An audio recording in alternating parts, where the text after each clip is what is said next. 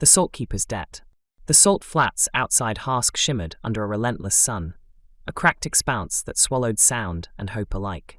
Toren drove his shovel into the earth, the blade biting through the crust with a dry crunch. Sweat stung his eyes, soaking the rag tied around his brow. Beside him lay the day's burden, a body wrapped in burlap, stiff and reeking of rot and sour wine. The third this week, and it was only dust day. Harsk wasn't a sprawl, just a knot of mud brick shacks and a tavern squatting on the flat's edge, but the dead were stacking up like cordwood. Toren was 31, built solid from a decade of breaking ground, his hands rough as the salt pan itself.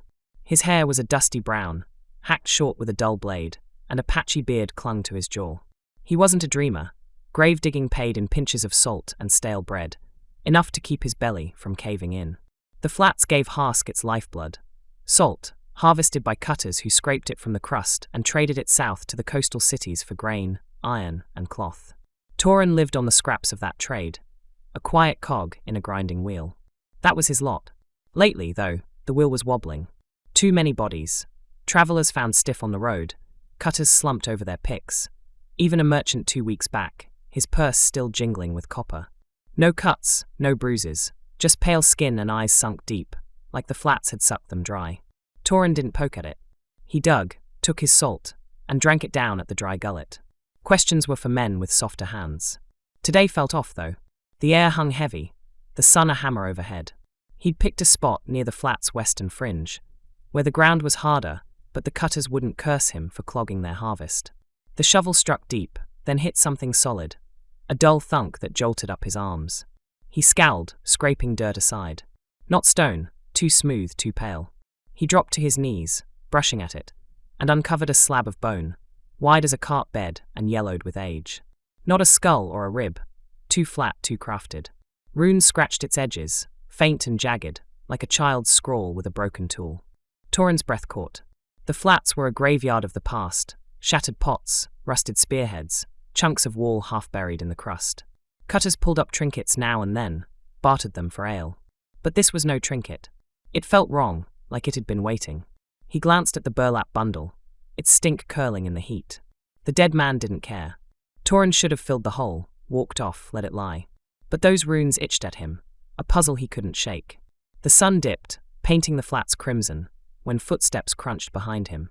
He spun, shovel raised, and saw Mara, short, lean, her skin baked dark from years cutting salt. A knife hung at her belt, its hilt worn smooth.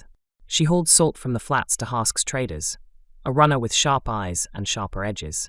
Toren knew her from the gullet. She'd buried a brother out here once, paid him extra salt to keep it quiet. "Late work," she said, squinting at the hole. "Who's the stiff?" "Some sot," Toren grunted. Tavern tossed him out. Her gaze slid to the slab, sharp as her blade. "What's that?" "Found it." "Don't know." She crouched, tracing a rune with a cracked fingernail. "Old marks. Not our tongue. You showing Vren?" Vren was Harsk's saltmaster. Tall, lean as a vulture, with a ledger that tracked every flake owed or earned. He ruled the flats, or thought he did, and Toren was tethered to him by a debt 3 years old. A fever had taken his sister, Lyra, and the healer's fee had gutted him. 10 pounds of salt, borrowed from Vren at a rate that kept climbing. "Not yet," Toren said. "Worth it." Mara's laugh was dry as the flats. "He'll snatch it. Sell it south for a fortune. You want that?" Toren didn't. Vren skimmed half his pay, claiming interest, leaving him scraping by.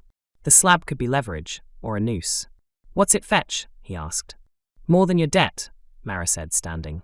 "If you're clever, cover it. I'll sniff around quiet. Gullet, tomorrow night." Toren nodded, wary. Mara was a fox, quick, cunning, not always loyal. But he piled dirt over the slab, dropped the body in, and filled the grave. The runes burned in his mind as he trudged home, shovel slung over his shoulder, the flats stretching endless around him. Harsk stirred at dusk, cutters dragging salt blocks to the square, traders haggling in hoarse shouts. Toren's shack sat on the town's edge, a lean-to of mud and salvaged planks. He stashed his salt in a jar under the cot, traded a pinch at the gullet for ale, and settled in a shadowed corner. The tavern thrummed with noise, talk of the dead, mutters of plague or poisoned wells. Toren sipped slow, the slab a weight on his thoughts. Mara didn't come the next night, or the night after. By the third, Toren's unease curdled. He dug 2 more graves, a cutter, grey and shriveled, and a boy, barely 12, both pale as ash. No slabs, just dirt. He asked after Mara, keeping it light. A trader said she'd ridden west with a pack, chasing a rumour. She hadn't returned. Vren's men started shadowing him. 2 hulks in leather, Bruck and Tarn, loitering near the graveyard, eyes hard. He went back to the slab alone, under a half-moon that turned the flats ghostly white. The air was still, thick with salt dust. He uncovered it, the bone cold and smooth. The runes looked deeper now, though he couldn't read them. He wedged the shovel under its edge, heaving until it shifted, revealing a hollow. Inside lay a bundle, leather, cracked and ancient, tied with sinew. His knife slid it open, and salt spilled out, fine and glittering, laced with tiny shards like ground pearls. A shadow loomed. Toren whirled, shovel up, and faced Vren. The saltmaster stood with Bruck and Tarn, his coat flapping in a sudden gust. "Digging my dirt, Toren?" he said, voice silk over steel. "Didn't know it was yours," Toren lied, grip tightening. Vren stepped closer, peering into the hollow. "All this is mine. You owe me 3 years' worth. This doesn't pay it, it piles it higher." Bruck lunged, club raised. Toren swung the shovel, slamming it into the man's gut. Bruck wheezed, folding, but Tarn tackled him, driving him into the crust. Pain flared as his ribs cracked against the ground. Vren knelt, lifting the bundle, salt sifting through his fingers. "Bone dust," he said, almost reverent. "You've no clue." Toren kicked free, scrambling back. "Bone dust." Vren's smile was a blade's edge. "Old craft. Grind the dead, mix it with salt. Keeps it pure, makes it special. Coastal lords pay triple. Say it heals, say it blesses. Harsks thrived on it for years." The bodies, the pale faces, the empty eyes. Toren's gut roiled. "You're killing them?" "Not me," Vren said, standing. "The flats. Too much salt in the blood.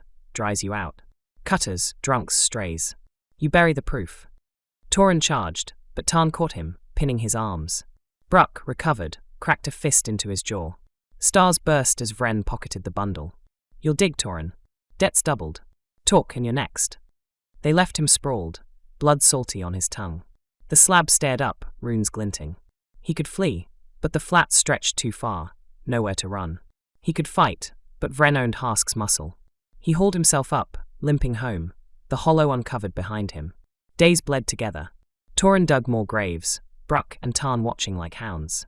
The salt trade rolled on. Cutters hauled blocks, traders shipped them south. He found Mara a week later, pale, shriveled, dumped near the gullet. No hollow under her grave, just hardpan. He drank that night, ale sour with rage and shame. The slab haunted him. He went back at dawn, chipped off a shard, small, rune-scratched, and hid it under his shack's floor. Weeks dragged. He listened. Cutters bragged of blessed salt, traders of its price. Vren's men eased off, thinking him broken. Toren waited, watched, schemed. A month on, a coastal caravan rolled in, merchants in silk and steel, guards with curved blades. Toren slipped the shard into their camp, tucked it under a crate with a scrawled note.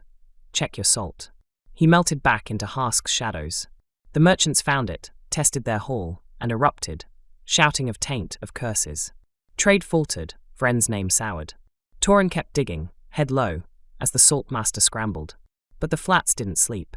One night, a cutter, Jaw, a wiry man Toren knew, stumbled into the gullet, wild-eyed. "Saw her," he rasped. "Mara. Out there, walking." Toren's mug froze mid-sip. "She's dead." "Wasn't breathing," Jaw said. "Just stood staring. Pale as bone." The tavern hushed, then laughed. "Drunk talk," they said. Toren didn't laugh. He rode out at dusk, alone, to the flat's heart, a sunken basin where the crust was thickest. The air hummed, faint and wrong. He found tracks, bare feet, small, weaving through the salt. They led to a cairn, old stones piled high. At its base lay a cutter's pick, crusted white. A figure stepped from the shadows, Mara, or what was left. Her skin was ash-grey, eyes milky, salt caked in her hair. She didn't speak, just pointed west, toward the slab's grave. Toren's throat tightened. "What are you?" he croaked. She turned, shambling off, and he followed, heart hammering. The slab was gone, dug up, the hollow empty but for salt and dust. Tracks circled it, Vren's boots fresh. Mara stopped, staring, then crumbled, salt pouring from her like a broken jar. Toren rode back, mind racing. The flats weren't just killing, they were keeping. Bone dust, salt, something older tying it together. Vren knew more than he'd let on. Toren dug graves by day, plotted by night, stashing salt, mapping the flats, watching the saltmaster's moves. Months passed. The caravan's fallout hit hard. Harsk's trade shrank, Vren's grip loosened. Toren found another hollow, another bundle, and hid it. He spread whispers, tainted salt, restless dead, slowly cracking Vren's web. One dawn, a rider came, coastal, armored, asking for Toren by name. "You the gravedigger?" he said. "We've questions." Toren met his gaze, steady. "Got answers. Cost you." The flats burned under the sun, silent but awake. Toren's debt lingered, but he'd turn the wheel. One grave at a time, he'd bury Vren, and whatever stirred beneath.